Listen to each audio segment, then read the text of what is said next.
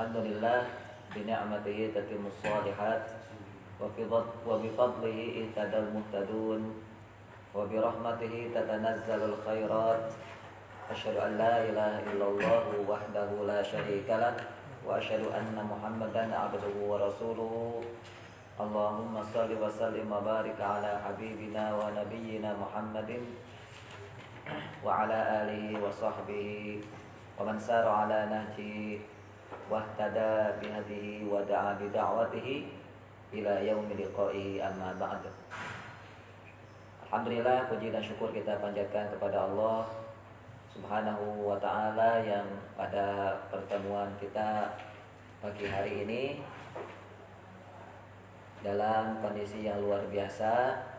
Allah semoga memberikan kepada kita keberkahannya dan kelanggengannya dari apa yang kita rasakan pada pagi hari ini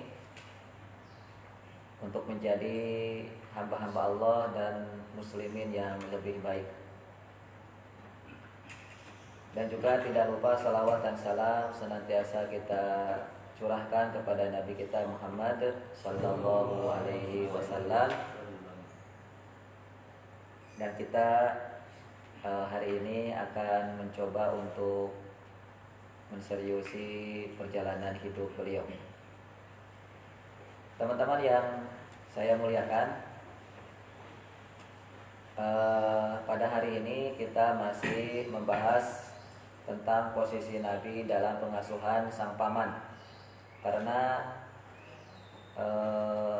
Nabi di pengasuhan sang paman ini sangat lama, ya, sangat lama, maka perlu agak panjang kita membahasnya di fase ini. Terlebih ada satu keistimewaan atau ada keistimewaan yang ada dalam diri Abu Thalib, ya, pamannya Rasulullah, yaitu Abu Thalib. Maka kita akan bahas mulai dari sini dulu, yaitu mulai dari keistimewaan paman Abu Thalib, keistimewaan Abu Thalib pamannya Nabi. Dalilnya kita sampaikan bahwa riwayat dari Ibnu Abbas radhiyallahu anhuma, bahwa hadis ini Rasul kita sallallahu alaihi wasallam bersabda, ahwanu ahlin nar adaban Abu Thalibin, bahwa penduduk neraka yang paling ringan siksaannya adalah Abu Thalib. Wa huwa muntahilun bina'laini yagli minhuma dimagu.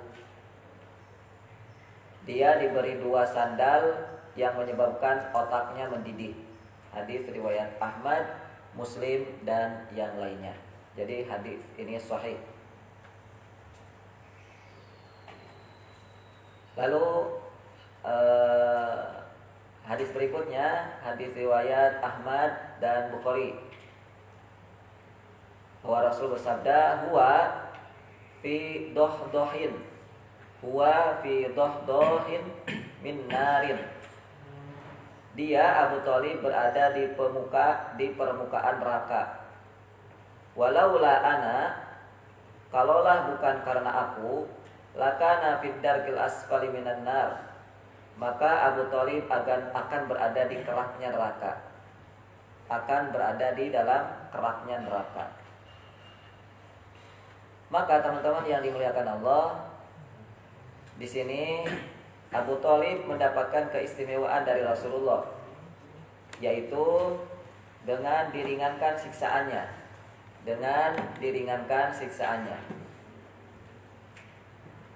yang harusnya berada di dalam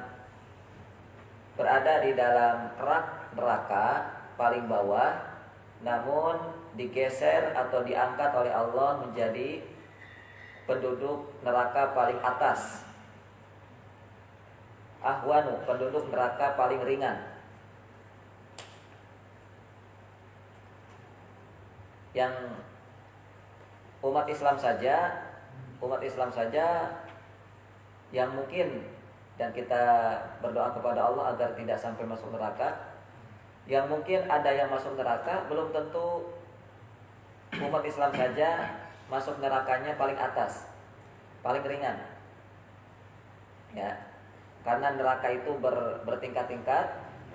Neraka itu bertingkat-tingkat. Nah, jadi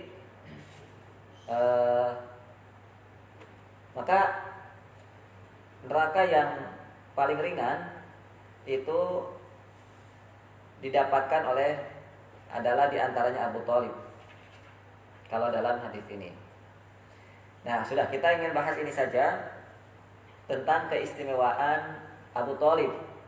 Mengapa Abu Thalib diberikan keistimewaan berupa diringankan siksaannya. Tapi yang namanya neraka ya tetap aja neraka. Ya tadi lihat, ya dikasih sendal saja, dikasih sendal oleh Allah, tapi tetap saja mendidihnya sampai ke otak. Jadi udah nggak ada enaknya neraka itu. Nah, maka dari penyebab inilah kita akan tahu mengapa Nabi merekomendasikan atau meminta keringanan untuk sang paman. Sehingga kita akan menduplikasi, akan mencontoh apa yang telah dilakukan oleh Abu Thalib terkhusus untuk Nabi. Ya.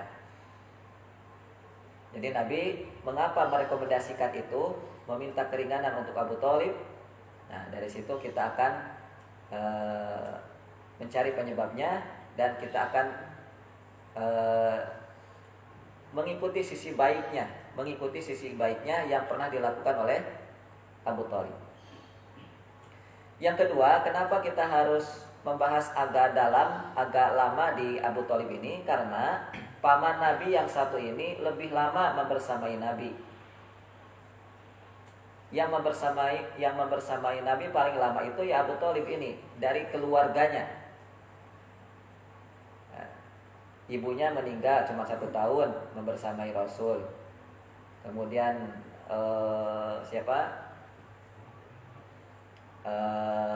Halimah As-Sa'diyah juga sebentar, kakeknya juga sebentar. Pamannya yang lama, yaitu mulai dari usia Nabi 8 tahun sampai 25 tahun. Jadi berapa tahun tuh? 17 tahun. Ya. Kira-kira kalau Ibunda Khadijah berapa tahunnya membersamai Rasul? Menikah usia 25 tahun. Ibunda Khadijah meninggalnya kapan? Ibunda Khadijah meninggalnya ya 3 tahun. Ibunda Khadijah meninggalnya 3 tahun setelah 3 tahun. Di masa pemboikotan. Enggak nyampe 10 tahun. Ibunda Khadijah saja enggak nyampe 10 tahun bersama dengan Nabi. Ya. Baik. Jadi kebersamaan atau juga istri-istri yang lain. Jadi kebersamaan Nabi dengan sang paman ini sangat istimewa ya. Kita perlu ngecek ini. Kita perlu memperdalam di sisi ini. Yang mana mungkin nggak tahu nih kalau pembahasan Sirah Nabawiyah kira-kira ketika menyampaikan tentang Abu Thalib masuk nggak waktu pembahasan ini, atau kira-kira singkat-singkat saja gitu. Padahal bagi saya itu unik, harus dibahas nih, karena tadi Abu Thalib mendapatkan keringanan. Yang kedua, Rasulullah bersama Abu Thalib paling lama, yaitu 17 tahun. Nah, yang sudah kita bahas dan yang akan kita bahas hari ini, saya akan tulis dan mohon antum tulis juga supaya ada gambaran apa saja kisah-kisah kebersamaan Nabi bersama Abu Thalib.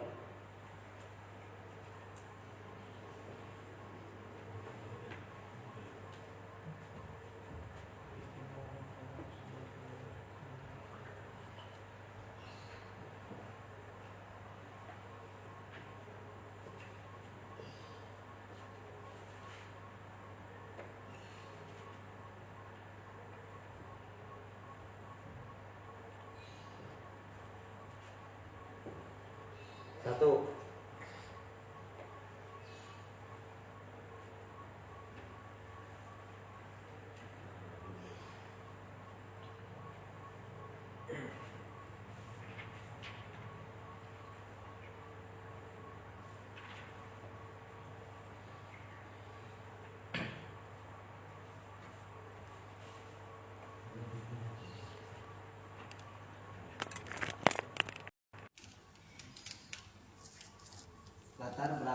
Latar belakang pengalihan pengasuhan.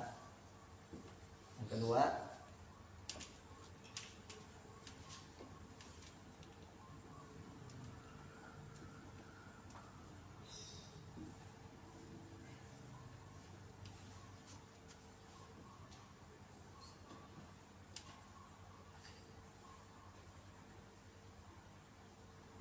profil Abu Thalib dan keluarga. Ini sudah kita bahas.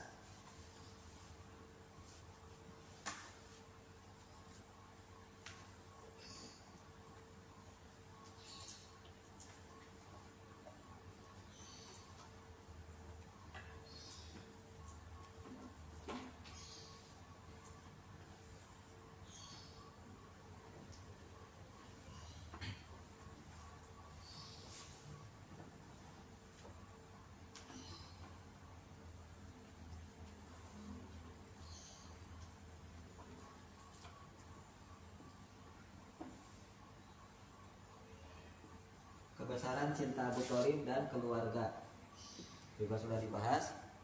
Yang keempat,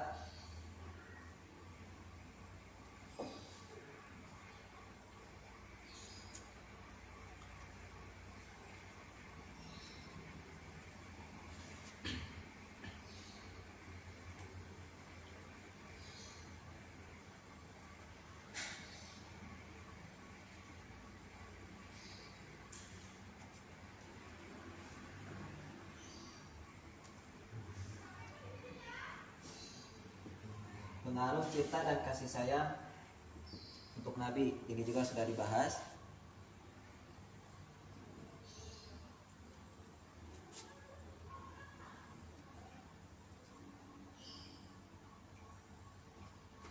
Mengembala kambing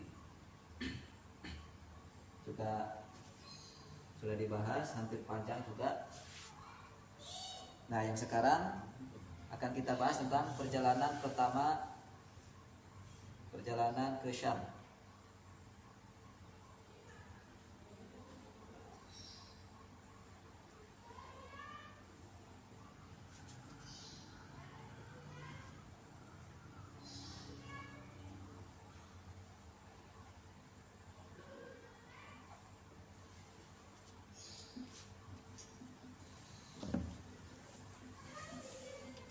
Jadi ini beberapa kisah-kisah, beberapa peristiwa yang sudah dan perlu dibahas tentang kebersamaan Nabi dengan Abu Thalib dan keluarganya.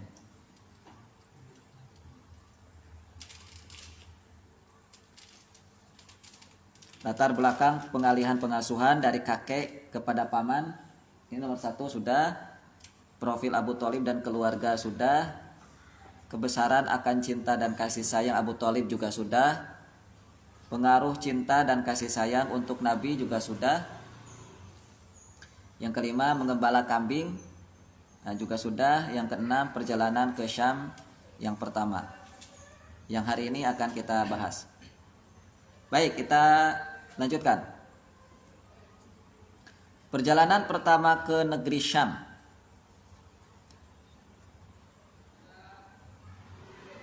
Ini tidak disebutkan di dalam Sirah Ibnu Sirah Al-Mubarakfuri.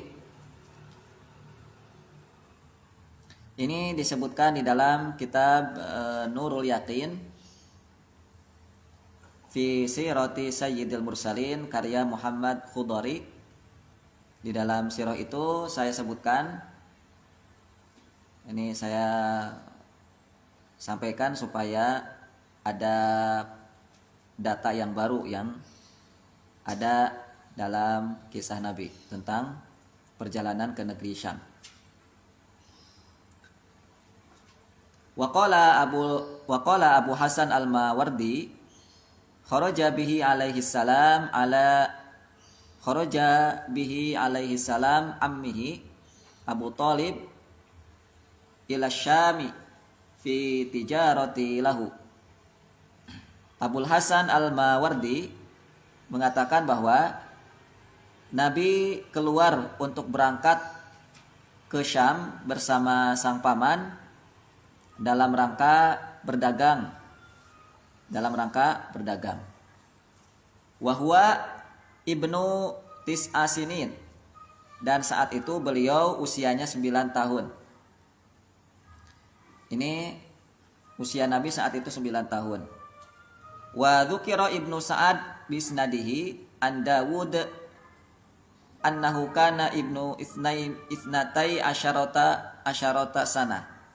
Tapi dalam riwayat yang lain menurut Ibnu Sa'ad bahwa saat itu Nabi usianya 12 tahun. 12 tahun. Intinya beliau masih kecil. 12 tahun pun juga masih kecil, masih usia SD.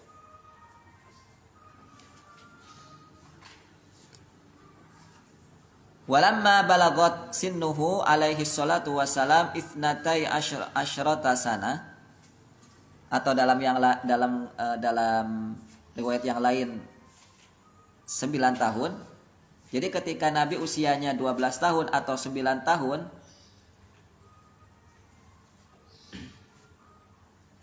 aroda ammihi wa kafilihi as-safar bi tijarati ila Syam. Pamannya akan mengadakan misi dagang ke negeri Syam.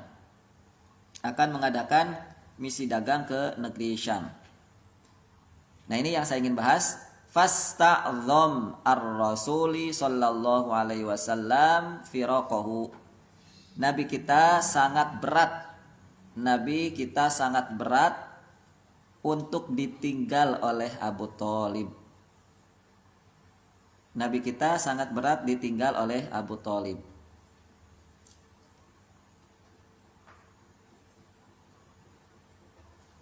Namun Abu Thalib akhirnya sangat atau dengan berat hati fa'akhadahu ma'ahu.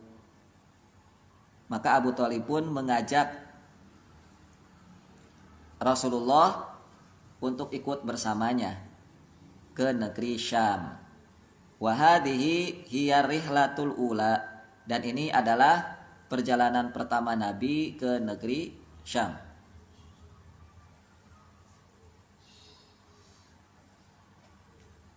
Jadi teman-teman yang dimuliakan Allah, bahwa Nabi diajak ke negeri Syam oleh pamannya ini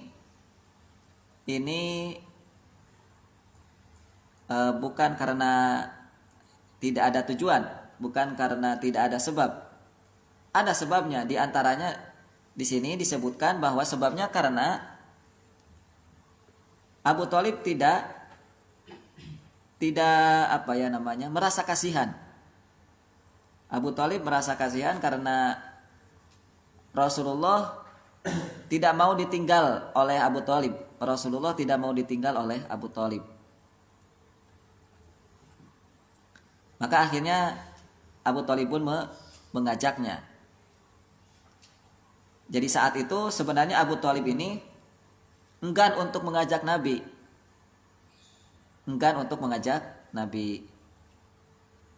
Namun Nabi sangat berat ditinggal oleh paman. Nah, coba kita bahas di sini. Sangat berat ditinggal oleh paman. Itu berarti apa? Berarti menunjukkan betapa begitu dekatnya ikatan hati Nabi dengan paman. Begitu dekat.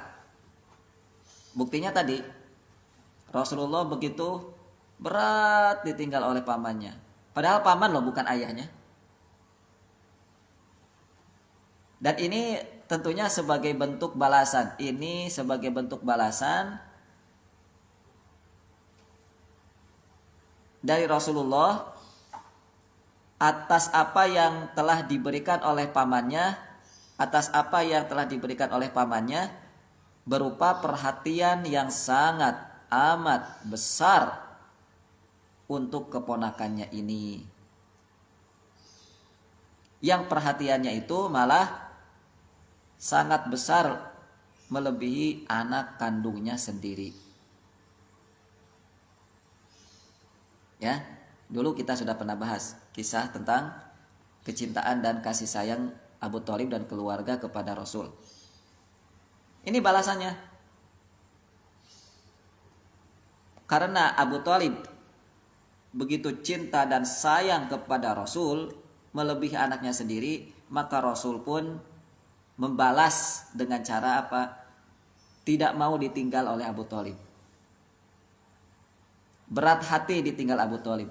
Masalahnya ditinggalnya itu bukan antar suku, tetapi ini antar negeri, karena ke Syam itu sudah lain negeri itu. Ke Syam itu artinya sudah keluar negeri. Kalau hari ini, ya hari itu juga luar negeri. Ya.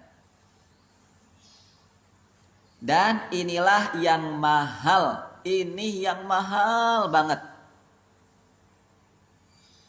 dalam diri paman Abu Thalib, yang mana hari ini muslimin tidak ada atau belum punya rasa yang sama seperti Abu Thalib. Ya. Muslimin hari ini tidak ada atau sulit mencari rasa sebagaimana yang ada dalam diri Abu Thalib terhadap Nabi. Yaitu apa? Mencintai Rasul lebih daripada keluarganya sendiri. Itu kan Abu Thalib ya. Kira-kira ada keharusan nggak kita mencintai Rasul sebagaimana Abu Thalib mencintai Rasul? Iya. Nah, apa bedanya? Apa bedanya? Meskipun Rasulullah adalah keponakan Abu Thalib, tetap. Atau kita tidak ada hubungan darah dengan Rasulullah, tetap. Yang namanya cinta kepada Nabi, yang namanya sayang kepada Nabi, itu harus jauh lebih kita utamakan daripada kepada keluarga kita sendiri. Contoh seperti Abu Thalib. Itu maksud saya. Mengapa mengetengahkan kisah ini? Mengapa pentingnya saya sampaikan kisah tentang Abu Thalib ini? Yang ini mungkin jarang dibahas. Ya, Abu Thalib luar biasa kepada Rasul. Makanya dibalas sama Rasul. Rasul tuh begitu sayang sama Abu Thalib. Dengan ditunjukkan apa? Tidak mau ditinggal oleh Abu Thalib. Enggak mau ditinggal. Maka kalau ingin mendapatkan keistimewaan seperti Abu Thalib, yaitu apa? Merasa berat kehilangan Abu Thalib, artinya bahwa kalau kita ingin mendapatkan keistimewaan seperti Abu Thalib ya, Rasul kan kehilangan Abu Thalib kan merasa berat nih. Rasul kan merasa berat ditinggal Abu Thalib. Maka kalau kita ingin diperhatikan oleh Rasul, merasa berat kehilangan kita. Lah, Ustaz, kan Rasulullah sudah meninggal, Rasulullah sudah tidak ada. Ingat loh, kita ini akan bertemu dengan Nabi nanti di akhirat. Kita akan bertemu dengan Nabi di akhirat. Pertanyaannya, ketika kita bertemu dengan Nabi di akhirat, nanti kira-kira Rasul merasa cemas enggak ditinggal oleh kita? Ya. Mana ya Budi, mana gitu. Kira-kira Rasul akan mencari-cari kita enggak seperti Rasul mencari-cari Abu Thalib? Nah, itu ditentukan dengan kita hari ini. Ditentukan oleh kita semenjak di dunia ini. Kita betul-betul perhatian gak dengan sirah nabawiyah? sebagaimana Abu Thalib perhatian dengan Rasul. Diperhatikan, disayangi, dilayani, melebihi anak-anaknya. Ya, maka Abu Thalib pun saat Rasul masih hidup dan Abu Thalib masih hidup, itu Rasul begitu berat. Maka sayangnya Rasul kepada Abu Thalib memanjang sampai akhirat. Sayangnya Rasul kepada Abu Thalib itu memanjang sampai akhirat. Di akhirat nanti Abu Thalib itu dengan jasa Rasul, dengan jasa sayangnya Rasul kepada Abu Thalib, maka Abu Thalib diringankan siksaannya. Tidak seperti Abu Lahab. Abu Lahab sama pamannya Rasul walaupun beda ibu. Abu Thalib memang satu ibu satu bapak dengan Rasul. Tapi kalau Abu Lahab enggak, cuman satu bapak saja, yaitu Abdul Muthalib. Kalau Abu Lahab beda ibu. Itu ya. Jadi itu yang pertama, pembahasan dari kisah tentang beratnya Nabi ditinggal oleh Abu Thalib. Gimana? Kita sudah merasakan kenikmatan membaca sirah Nabawiyah? Kalau belum, ayo teruskan teman, teruskan. Agar apa? Nantinya kita ketika di akhirat kita dicari-cari oleh Rasul. Mana nih saudaraku yang dulu, kata Rasul tuh, yang betul-betul serius membaca sirahku, nah gitu. Mau nggak kita nanti dicari-cari oleh Nabi?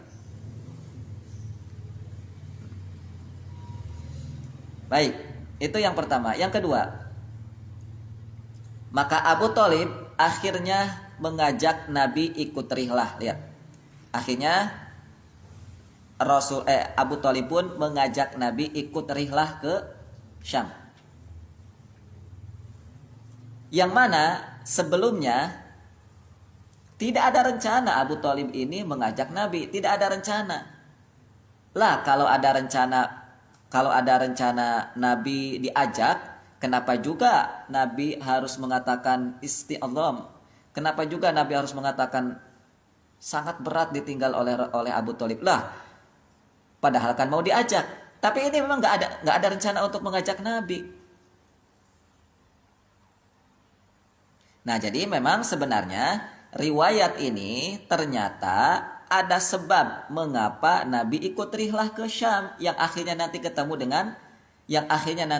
dengan rahib itu.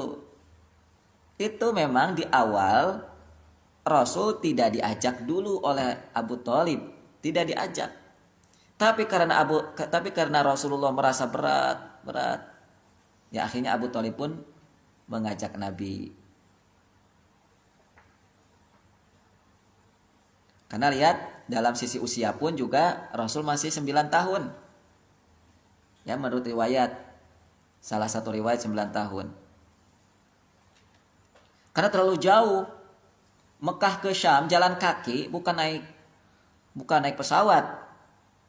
Naik pesawat ya bisa aja anak kecil bahkan bayi itu, bahkan masih bayi diajak, bahkan dari Indonesia ke Mesir, dari Indonesia ke Saudi, dari Indonesia ke Turki, banyak anak-anak bayi, anak-anak masih usia SD diajak. Ya masalahnya pakai pesawat. Lah dulu pakai apa? Nggak ada kendaraan nyaman. Senyaman-nyamannya kendaraan ya pakai tadi tuh, pakai unta. Ya kalau bawa anak kecil ya repot lah.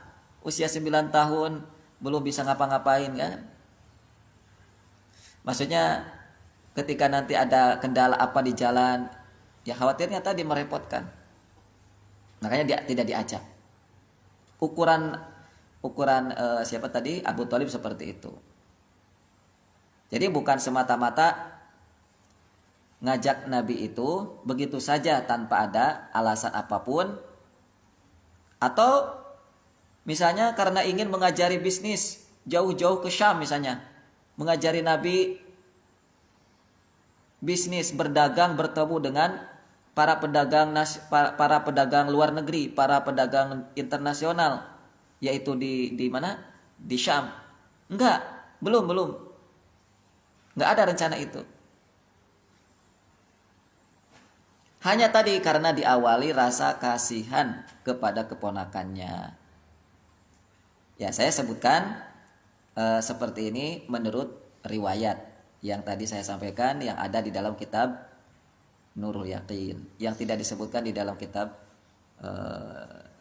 Ar-Rahiq Al-Makhtum. Teman-teman yang dimuliakan Allah, inilah bukti yang menunjukkan betapa ikatan hati. Betapa ikatan hati. Ini saya coba buatkan kerangka tuh ya, kerangkanya. Nanti supaya antum paham, oh ternyata begini Abu Thalib itu. Nah ini coba pahami dari awal dulu. Ya, supaya kita ngerti dan supaya kita bisa bangkit rasa cinta kita dengan sirah nabawiyah. Ini yang membuktikan betapa ikatan hati yang begitu kuat antara paman dengan keponakan yang hari ini. Kira-kira ada nggak ikatan hati paman dengan keponakan sedekat itu? Jarang sekali kan? Jarang sekali ikatan hati antara paman dengan keponakan itu. Antara keponakan dengan paman itu seperti itu tuh. Ada keponakan tinggal bersama pamannya, gitu ya. Kemudian pamannya mau pergi kemana, anaknya merasa berat hati, merasa berat ditinggal oleh paman. Ada nggak hari ini? Masih sulit kita temukan. Jangankan anak, jangankan paman, bapak sendiri hari ini saja begitu. Nah, bapak mau pergi ke Jepang ya silakan pak, gitu. Nah, bapak mau pergi ke Amerika ya silakan pak. Nggak nangis, nggak berat gitu. Kalau hari ini kan, ya. Tapi Rasul ditinggal oleh Abu Thalib berat. Kita mau milih yang mana? Mau jadi orang tua seperti Abu Thalib yang merasa berat ditinggal oleh anak, atau mau menjadi orang tua yang anak itu saat kita tinggal dia merasa cuek-cuek aja dengan kita? Mau milih yang mana?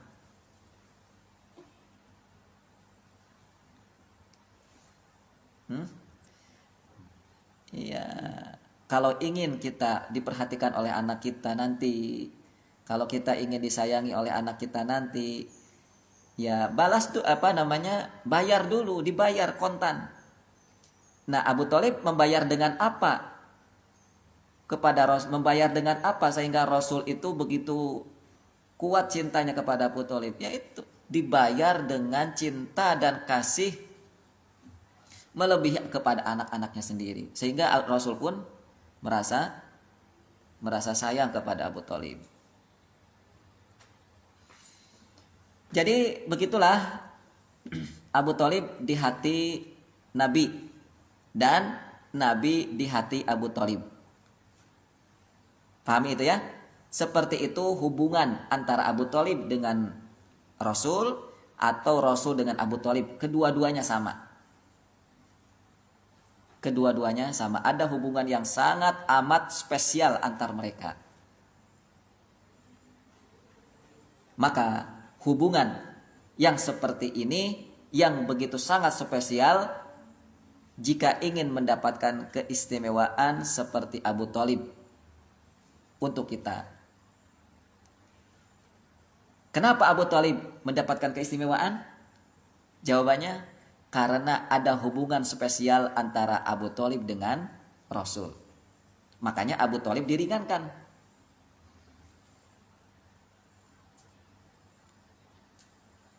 Kita ingin diberikan keringanan oleh Rasul atau kita ingin diberikan keistimewaan oleh Rasul? Mau? Nah, kalau mau, ada nggak hubungan spesial antara kita dengan Rasul?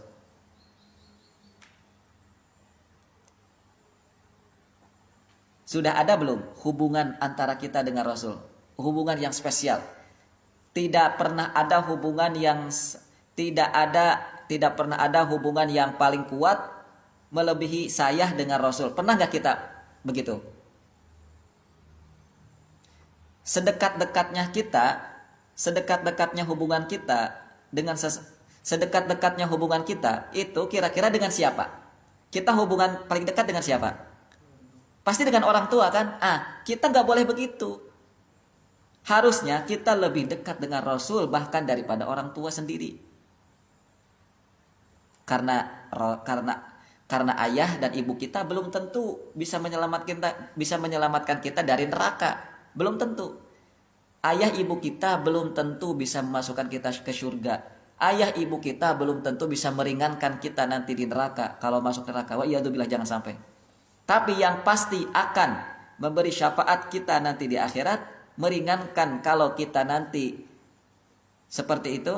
Ya, saya nggak enak nyebutkannya karena tidak mau siapapun itu, jangankan masuk neraka, dimarahi Allah saja nggak mau. Ya, itu yang hanya punya legalitas, punya rekomendasi, punya syafaat dari Allah ya Rasul.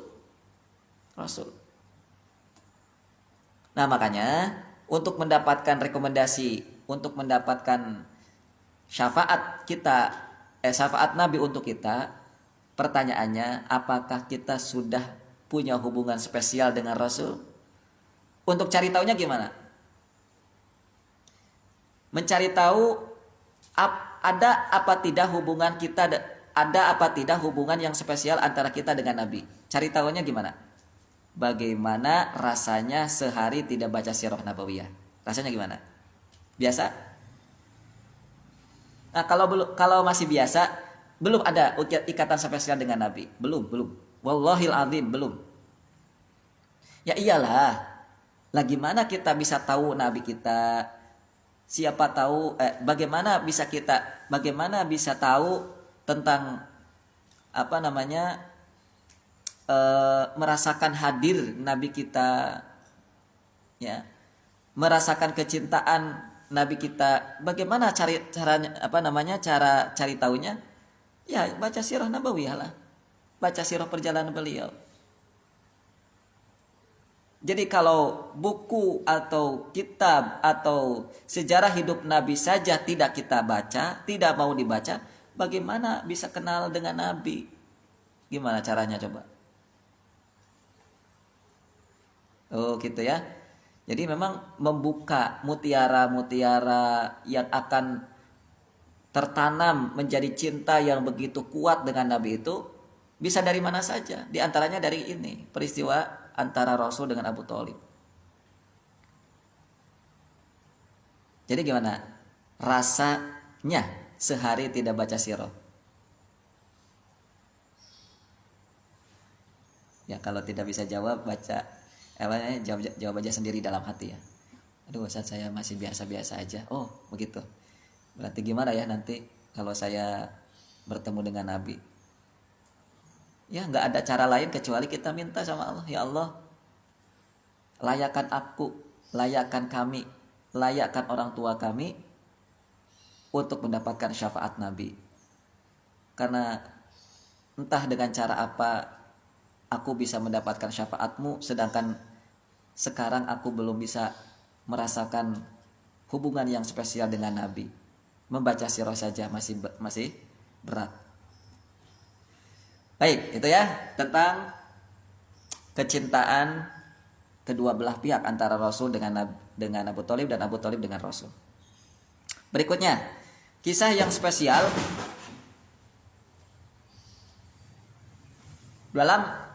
dalam peristiwa ini adalah ketika bertemunya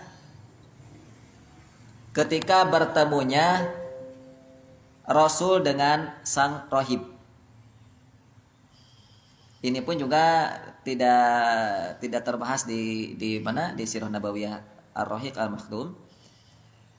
Jadi ketika Abu Thalib mengajak Rasul, sudah diajak, ketika diajak itu ketemulah dengan rohib. Yang namanya siapa? Jarjis ya namanya. Nama rohibnya? Ya, kok Jarjis. Kalau Jarjis mah bukan ya. Ya pokoknya dengan rahib itu yang ada yang mana di Bahiroh itu. Ada hal yang menarik di kisah ini yang diriwayatkan oleh Abu Musa al-Ash'ari, hadis riwayat At-Tirmidzi, Al-Hakim, Al-Baihaqi dan Ibnu Asakir, lalu juga Ibnu Abi Syaibah dan beberapa hufad yang lain atau ahli hadis yang lain. Sanad ini sahih karena seluruh perawinya adalah perawi yang dipakai oleh Bukhari dan Muslim. Apa yang menarik dari kisah beliau dengan Bukhari, dengan Rahib? Ada kalimat gini. Fala yakhruju ilaihim wala yaltafit. Hadis ini panjang, saya potong-potong saja yang menjadi kesimpulan yang saya ingin coba ungkap pelajarannya.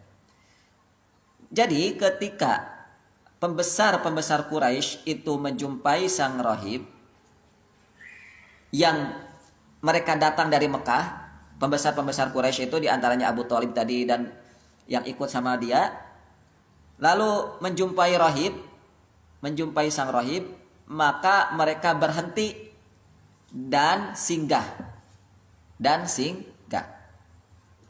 Lalu rahib pun keluar menemui mereka. Ini kisah dalam hadisnya seperti itu. Lalu rahib pun keluar menemui mereka. Nah, ini yang saya ingin coba garis bawahi. Fala yakhruju ilaihim wala yaltafit.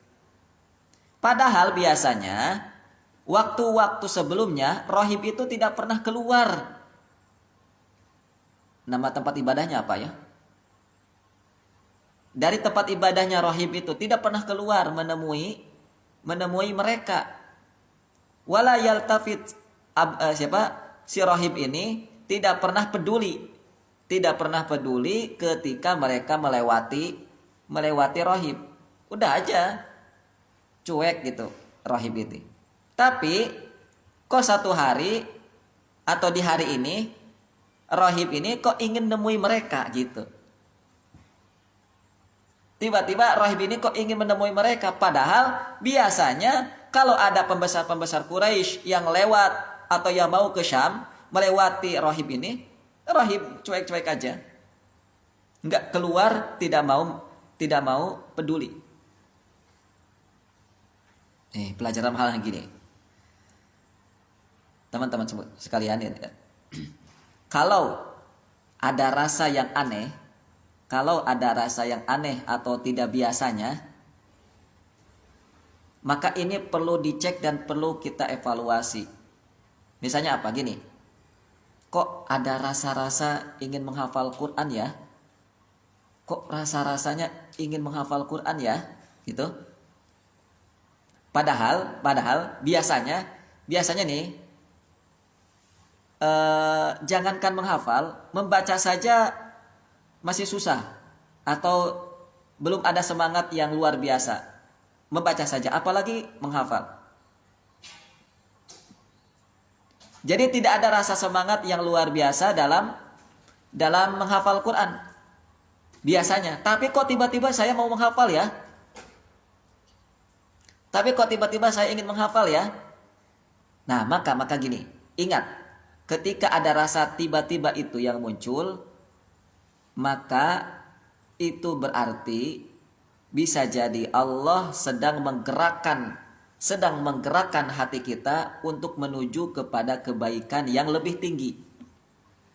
Itu Allah sedang menggerakkan hatimu loh. Yang tadinya tidak biasa membaca, apalagi menghafal, kok tiba-tiba mau menghafal? Dari mana asal usulnya nih? Kan kita pernah rasakan gitu ya? Iya. Nah, ada rasa-rasa itu tuh disyukuri. Dan bayangkan berbicara kepada diri sendiri, bisa jadi kamu sedang ditarik Allah, digerakkan oleh Allah untuk apa? Menuju kepada kebaikan yang lebih tinggi lagi, yang lebih besar lagi. Syukuri, tuh dipegang. Atau misalnya ketika kita sholat, biasanya sholat itu kok berat, ya, misalnya. Atau kemarinlah Ramadan, biasanya sholat tarawihnya berat kok ya. Hari pertama sholat tarawihnya berat, hari kedua sholat tarawihnya berat, hari ketiga tarawihnya berat. Tapi kok tiba-tiba di hari kelima misalnya, kok sholat tarawihnya terasa ringan ya, terasa nikmat ya, terasa khusyuk ya. Nah, ditangkap, nah. Nanti biar antum keluarkan. Nah itu tuh, pernah nggak antum merasakan kayak itu? Saya pernah merasakan begitu. Termasuk juga sholat 5 waktu. Sholat 5 waktu itu ya terus terang lah, pribadi saya sendiri ya. Untuk menemukan kelezatan nikmat sholat itu termasuknya masih agak sulit teman-teman. Saya sendiri ya. Itu kok saya tuh merasa, oh, misalnya sholat duhur. Biasanya ketika sholat duhur, kok sholat duhur yang saya lakukan ini kok nggak biasanya seperti sholat yang lain. Sholat duhur ini kok merasa khusyuk, merasa nikmat gitu. Nah, saat tiba-tiba antum merasakan keganjilan itu tuh, maka ini pelajaran mahal untuk kita dari kisahnya Abu Thalib tadi, atau dari kisahnya Rahib bertemu dengan Rasul tadi. Yang mana tadi si Rahib yang biasanya cuek dan antipati lah gitu, tidak peduli dengan rombongan Quraisy tadi, tiba-tiba kok mau menemui mereka. Inilah bagian dari petunjuk. Inilah bagian dari rencana Allah, yaitu melalui lisan Rahib yang nantinya akan disampaikan oleh Rahib, dan petunjuknya yaitu yang disampaikan nanti oleh Rahib ini, sehingga Nabi tidak melanjutkan ke Syam, sehingga Nabi bisa selamat dari ancaman yang membahayakan diri beliau. Ini melalui lisannya Rahib. Kalau Rahib tidak ada, kalau Rahib diam saja di tempat ibadahnya, kira-kira Rasul dan Abu Thalib melanjutkan apa melanjutkan? Tetap aja melanjutkan. Ini lihat. Jadi Allah itu menggerakkan siapapun, bahkan orang kafir sendiri. Jadi yang digerakkan oleh Allah sebenarnya untuk menuju kebaikan tuh bukan hanya kita sebagai muslim. Ya, orang-orang kafir pun itu digerakkan oleh Allah, hidayah itu tuh. Tapi ada yang mau menerima, ada yang menolak, ada yang dianggap biasa saja. Itu. Jadi teman-teman yang dimuliakan Allah, ini kan banyak kisah-kisah nanti itu di kisahnya Abdul Muthalib dan kisah-kisah yang lain. Ya, Allah menggerakkan hati Abu Lahab misalnya untuk mencintai, sangat cinta dengan Rasul. Itu kan sebuah keistimewaan, padahal Abu Lahab penyembah berhala. Gitu. Dan keluarga-keluarga Rasul yang lain. Nah, hal ini perlu kita lakukan saat kita merasakan hal yang tidak biasa. Yaitu apa? Dengan mengevaluasi, dengan memperhatikan apa sebenarnya yang telah terjadi dalam diri kita. Apa yang membuat saya kok tiba-tiba mendapatkan rezeki ini? Apa yang membuat saya kok bisa mendapatkan keajaiban seperti ini? Kenapa saya kok tiba-tiba khusyuk sholat? Kok kenapa saya tiba-tiba ingin membaca Quran dengan lancar, ingin membaca Quran dengan banyak? Biasanya baca Quran, jangankan 1 juz, 1 halaman aja capek. Kok tiba-tiba ini saya ingin baca Quran aja tiap hari? Nah itu, pernah gitu? Itu coba cek. Jangan lewat begitu saja, jangan. Dicek, dievaluasi, diperhatikan. Ayat Allah mengatakan begini. Allah mengatakan bahwa dalam surat At-Tolak misalnya, wa may yattaqillaha yarzuqu min haitsu la yahtasib. Apa gimana ayatnya? Siapa yang bertakwa kepada Allah, maka Allah akan memberikan dia rizki dari yang tidak dia duga. Dari yang tidak dia duga. Tiba-tiba saya dapat rizki gitu. Nih, Allah pun akan memberikan rizki kepada kita dengan cara memberikan sesuatu yang tidak kita duga. Yang tiba-tiba terjadi gitu maksudnya. Yang tiba-tiba terjadi. Ini Allah sendiri yang mengatakan. Nah, Maka saya sampaikan kepada teman-teman semuanya, ya, ketika membahas tentang tiba-tiba tadi itu, kenapa saya mendapatkan sesuatu yang ajaib itu, maka pertama syukuri dan dicek, dievaluasi, diperhatikan. Kenapa saya bisa mendapatkan ini?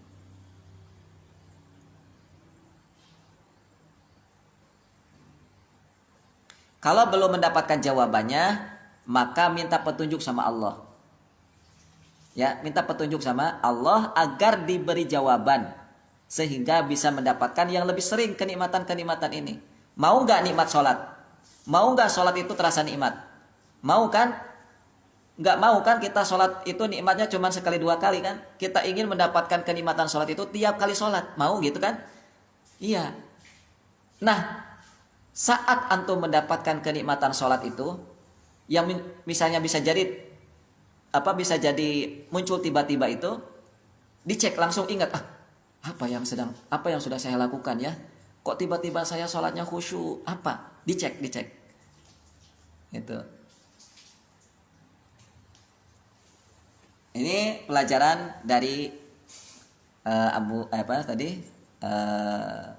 Rahib. Pelajaran yang berikutnya ada kalimat ini. Rahib mengatakan, ketika Rahib itu datang, maka Rahib fa'akhoda biyadi Rasulillah. Maka Rahib memegang tangan Rasul.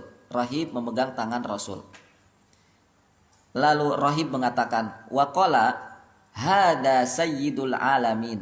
Inilah penghulu seluruh alam itu. Inilah penghulu seluruh alam itu. Yang pertama itu. Yang kedua, hada rasulu rabbil alamin. Inilah utusan Rabb alam semesta itu. Ya ba'athuhullah rahmatan lil alamin. Yang Allah utus untuk rahmat bagi seluruh alam. Ini dia utusan Allah itu. Ini dia penghulu para rasul itu. Ini dia. Nah, ini kan kalimat Rahib nih. Kalimat Rahib. Ini mahal banget nih teman-teman. Disinilah di antara sebab tumbuhnya keyakinan bahwa dirinya menjadi rasul. Bahwa dirinya itu kan gini. Menjadi rasul dan menjadi nabi itu kan dilantik oleh siapa? Oleh Allah kan? Jangankan manusia yang lain, nabi kita sendiri nggak tahu nabi kita sendiri itu bahwa akan menjadi nabi dan rasul itu nggak tahu. Walaupun sudah ada dalam kitab-kitab, misalnya ya Injil, Taurat sudah ada bahwa nabi akhir zaman namanya Ahmad. Nabi akhir zaman namanya Muhammad misalnya. Tapi kan bisa jadi bukan Muhammadnya saya, misalnya gitu. Bisa jadi bukan Ahmadnya saya.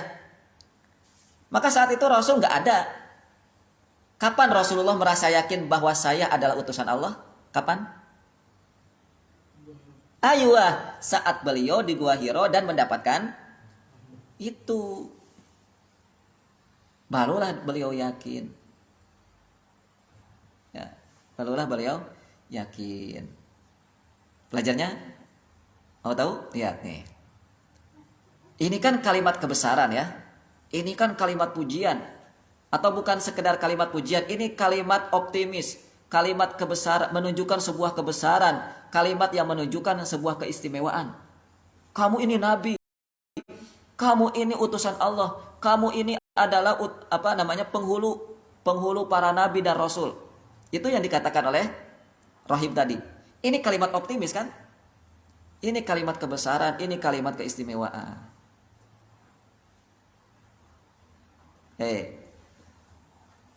Inilah yang menjadi cikal bakal Rasul kita ini. Ya tentunya juga dengan orang-orang yang dengan kelompok pembesar-pembesar tadi yang mendengarkan ucapan sang Rahib tadi, yang merasa yakin bahwa bahwa keponakan yang dibawanya ini bukan manusia biasa. Nah, ini bukan sekedar kisah yang tidak ada pelajaran. Ini pelajaran untuk kita mahal banget. Kita pernah nggak bicara kepada diri sendiri gini? Kamu ini calon pemimpin loh. Pernah nggak kita bicara gitu? Kamu ini harapan masa depan bangsa. Kamu ini harapan masa depan umat. Kamu ini harapan masa depan agama. Pernah bicara gitu? Ini harus terus diucapkan.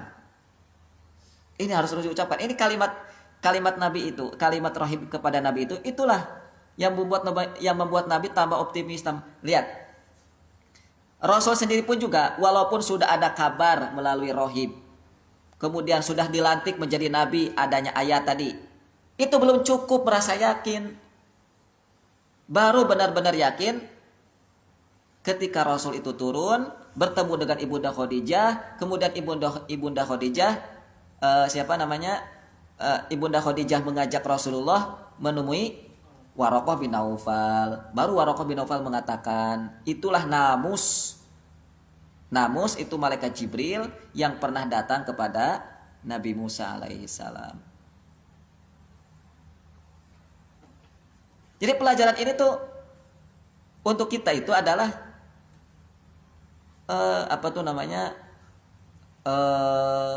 ucapkan kalimat-kalimat optimis untuk kita. Saya adalah harapan umat, misalnya gitu. Kamu ini harapan umat. Kamu ini adalah calon pemimpin. Gitu. Ya, kalau belum ada, memang belum bisa jadi pemimpin masa depan. Kita aja merasa nggak pede ya.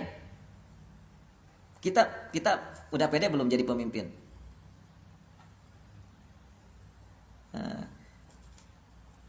Tanamkan itu tuh. Rasul masih kecil, masih usia 12 tahun. Ya, tetapi itu sudah ditanamkan oleh melalui rahib tadi. Kamu pemimpin umat, wahai Muhammad, misalnya gitu ya. Kamu penghulu gitu. Maka kita pun nanti kalau punya anak nih, tanamkan kalimat-kalimat optimis kepada anak walaupun masih usia 7, 8, 9 tahun. Nak, kamu calon pemimpin, nak. Gitu. Seperti rahib menyampaikan kalimat optimis kepada Rasul. Gitu ya.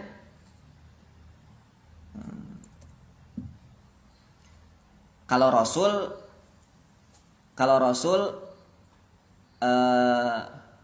mungkin ada tandanya, iya. Tanda-tanda bahwa beliau Nabi ada tandanya. Tanda yang real yang bisa dilihat oleh mata. Tanda yang bisa real, yang bisa dirasakan oleh panca indera. Misalnya apa? Tanda beliau adalah Nabi dan Rasul itu adalah di punggungnya ada bulatan seperti telur puyuh ya? Buah apel. Nah, ada daging kan? Begitu. Kemudian ketika rahib melihat sosok anak kecil yang usianya tadi 9 tahun itu terasa aneh. Kenapa aneh? Karena ada awan yang selalu menaungi beliau. Itu. Tapi kan itu belum cukup. Apalagi hari ini orang-orang aneh kan banyak ya. Ya bisa jadi dia penyihir, bisa jadi apa. Jangan dibilang, jangan bilang itu ya. Kamu adalah wali Allah. Hari-hari ini kan banyak orang-orang yang mengaku wali-wali Allah gara-garanya melihat sesuatu yang ajaib. Itu. Padahal sholat di masjid jarang gitu. Ngakunya wali Allah.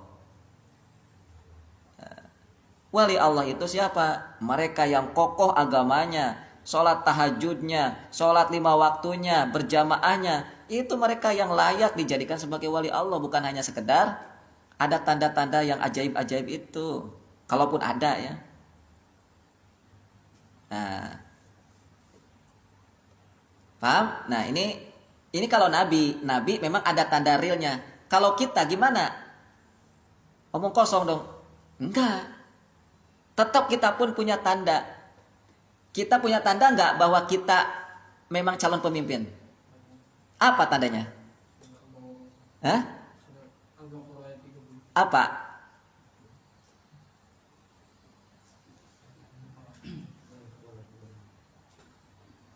Surat Al-Baqarah ayat 30. Itu kalau Rabbuka lil malaikati ini ja'ilun fil ardi khalifah itu. Ya. Jadi tanda bahwa kita ini calon pemimpin itu apa? Quran. Loh, ngapain juga Al-Quran diturunkan kepada kita? Cuma ngapain? Cuma dibaca tok? Enggak. Al-Quran diturunkan supaya kalian jadi pemimpin. Supaya kalian jadi pemimpin. Paham itu? Masih tetap aja berkilah bahwa saya nggak cocok jadi pemimpin, bahwa saya bukan calon pemimpin. Masih tetap bisa ngomong kayak gitu? Jangan ya. Kita ini muslimin, calon pemimpin. Kenapa? Ini karena kita udah diberikan Al-Quran. Al-Quran ini bukan hanya untuk Nabi doang, bukan hanya untuk Abu Bakar, Umar, Utsman radhiyallahu anhu, bukan. Al-Quran ini untuk umat Islam. Inilah tanda bahwa kita calon pemimpin. Memang kita nggak punya tanda-tandanya ya. Apa tanda kita bahwa kita ini akan jadi calon pemimpin masa depan? Baca Quran aja nggak bisa, misalnya gitu ya.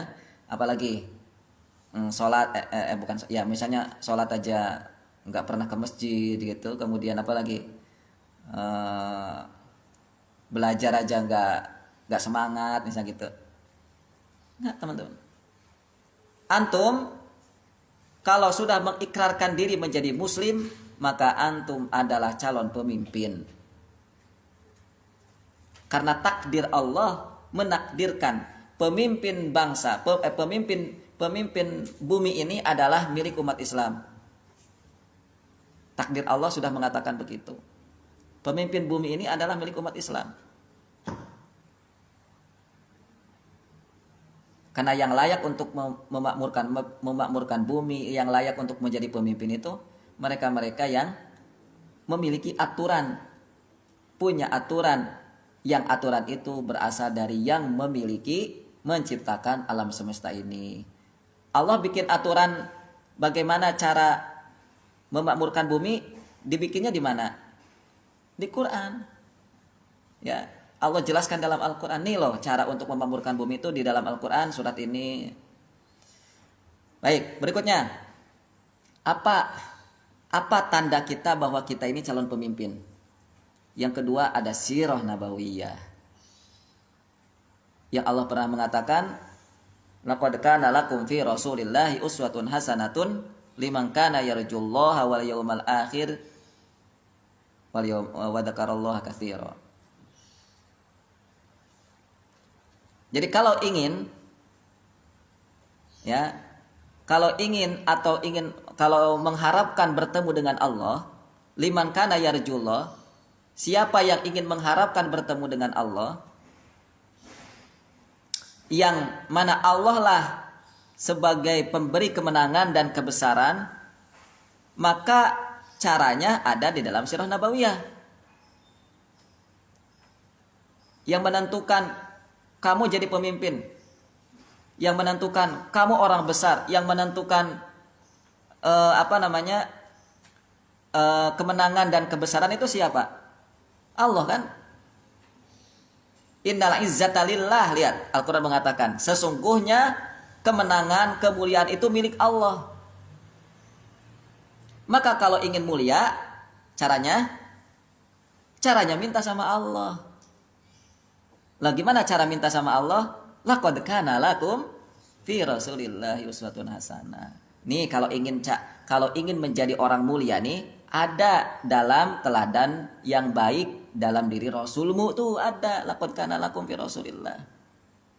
Jadi untuk menjadi orang besar, untuk menjadi pemimpin itu ada dalam sirah nabawiyah.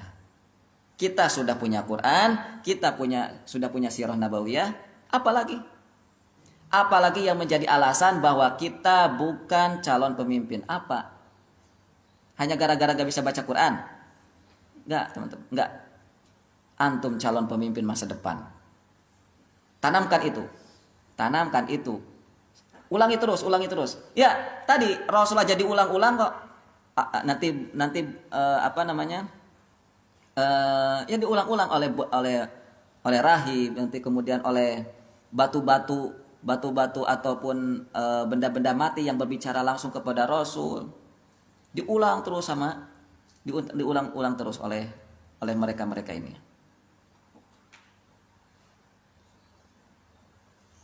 Maka siapa yang hari ini dekat dengan Quran dan sirah Nabi, maka akan mendapatkan kesempatan besar untuk menjadi pemimpin masa depan. Faida bisab'atin qad aqbalu minar rum fataqbaluhum. Ketika sang rahib ini menoleh, ternyata ada 7 orang yang baru datang dari Romawi dan menemui rombongan tadi. Jadi ini kisah lanjutannya ya. Kisah lanjutannya. Jadi setelah Bahiro itu bertemu dengan Rasul, maka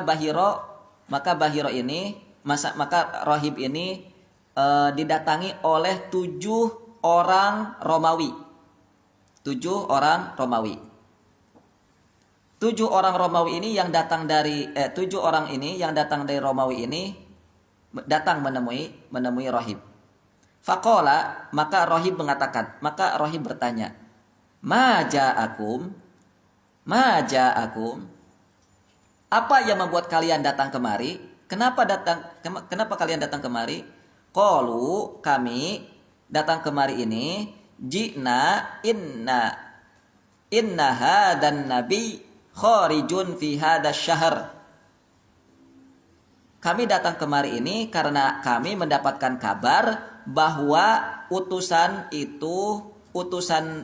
Allah itu, seorang nabi itu akan diutus bulan ini. Falam yabqa tariqun illa bu'itsa ilaihi bi unasin.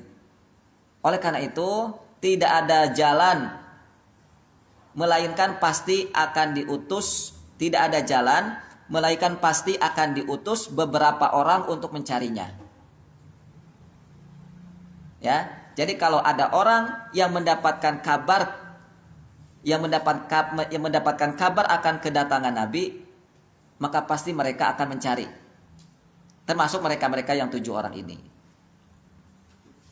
Wa inna qad ukhbirna khabarahu bu'ithna ila tariqika hadha. Dan kami diberitahu bahwa Nabi itu akan ditemui di rute ini. Nabi akhir zaman itu akan ditemui di jalan ini, maka kami datang ke sini, kata mereka itu. Faqala hal khalfakum ahadun huwa khairun minkum? Sang rahib mengatakan, apakah ada orang yang ada di belakangmu itu? Qalu innama ukhbirna khabarahu bi tariqika hada. Mereka menjawab, hanya kami yang diberitahu bahwa ia akan datang di rute ini. Jadi tidak ada di belakang kami, nggak ada. Hanya kami yang diberitahu 7 orang tadi itu. Maka si rahib mengatakan, afara'aitum amran aradallahu an yuqdiyahu hal yastati ahadun minan nas raddahu. Si rahib mengatakan, menurut kalian, jika Allah berkeinginan untuk memutuskan sesuatu, adakah orang yang dapat menolaknya? Ada? Qalu la, tidak ada yang bisa menolaknya. Tentu tidak ada. Kalau Allah sudah memutuskan bahwa Nabi akan hadir tahun ini, Nabi akan hadir bulan ini, maka tidak ada yang bisa menolaknya. Itu menurut tafsiran atau penjelasan menurut rahib tadi. Maka lihat teman-teman, kisah ini yaitu tentang serombongan asal Romawi yang telah diberi petunjuk akan kedatangan Nabi terakhir. Bahkan Bahkan kabar atau petunjuk, bahkan kabar dan petunjuknya itu detail banget. Yaitu ditunjukkan jalannya, ini rute ini gitu. Juga disebutkan bulannya, bulan ini akan datang gitu. Bulan Rabiul Awal maksudnya. Maka rombongan asal Romawi itu pun berangkat. Berangkat mengikuti petunjuk yang diberikan kepada mereka. Ini membuktikan bahwa kabar tentang akan datangnya Nabi akhir zaman ini tidak hanya untuk bangsa Arab. Bahkan orang Arab, malah orang Arab tidak akan tahu bahwa saudara mereka ini, Rasul itu kan saudara mereka kan, lahir dari tulang sulbi mereka, lahir dari keturunan mereka. Mereka aja nggak akan tahu bahwa saudaranya ini Nabi kalau nggak diberitahu oleh ahlul kitab. Namun kabar tentang akan datangnya Nabi akhir zaman ini telah dikenali seantero dunia. Jadi dunia tahu, tentu melalui kitab. Lihat, yang datang ingin berbaiat kepada Nabi, yang datang ingin melihat Nabi itu bukan hanya dari Jazirah Arab, tapi dari Romawi, dari Persia, dari Irak, dari Afrika, datang semua. Nah, maka pelajaran berharganya gini teman-teman, Islam itu atau Quran itu, yang itu merupakan ajaran yang dibawa oleh Rasul, itu bukan tradisi Arab. Ingat sekali lagi, Islam itu, ajaran yang dibawa oleh Rasul itu bukan tradisi Arab. Hati-hati. Hanya karena Nabi lahir di Arab, hanya karena Nabi lahir dari Arab. Jangan sampai mengatakan itu. Terutama yang sering diungkit-ungkit adalah jilbab wanita. Oh, jilbab wanita itu adalah tradisi Arab. Itu. Emangnya tradisi Arab Saudi zaman dulu pakai jilbab gitu?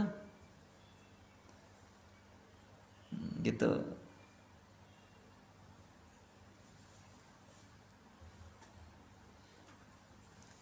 Tetapi ajaran Islam itu, ajaran Al-Quran itu adalah universal. Universal. Ajaran Islam itu bukan untuk Arab, bukan hanya untuk Mekah, walau hanya karena Rasul tinggal di Mekah atau lahir di Mekah, tetapi ajaran Islam itu untuk seluruh dunia. Ini pelajarannya dari apa? Dari kabar-kabar yang yang didengar tentang kedatangan Nabi itu berdatangan dari negara-negara yang lain.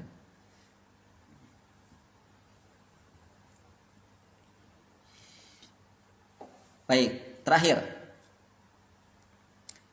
Pelajaran dari kisah ini juga, kalau kita sudah mendapatkan kabar akan datangnya Nabi, kalau kita sudah mendapatkan kabar tentang Nabi,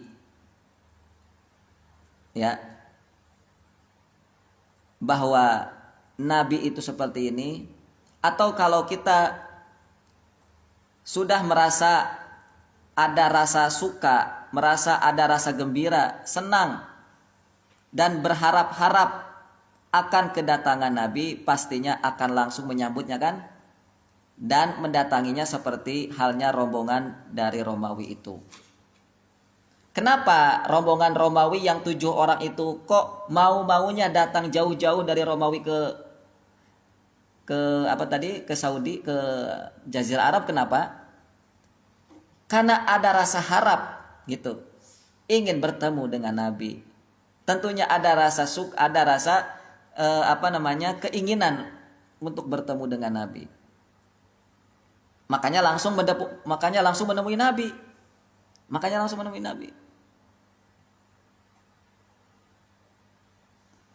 Ini pun juga membuktikan bagaimana sikap kita yang sebenarnya hari ini terhadap Nabi. Kita mau nggak bertemu Nabi? Kita mau nggak bertemu Nabi? Nah, kita senang nggak kalau bertemu Nabi? Kita gembira nggak kalau bertemu dengan Nabi? Maka kalau kisah ini, menurut kisah ini bahwa kalau ada rasa senang, kalau ada rasa harap ingin bertemu dengan Nabi, maka langsung temui Nabi dong kalau gitu. Langsung temui Nabi. Loh, sekarang gimana bertemu dengan Nabi? Hari ini kalau ingin bertemu dengan Nabi gimana caranya? Iya. Kalau sekali lagi kita belum ada keinginan untuk membaca sirah,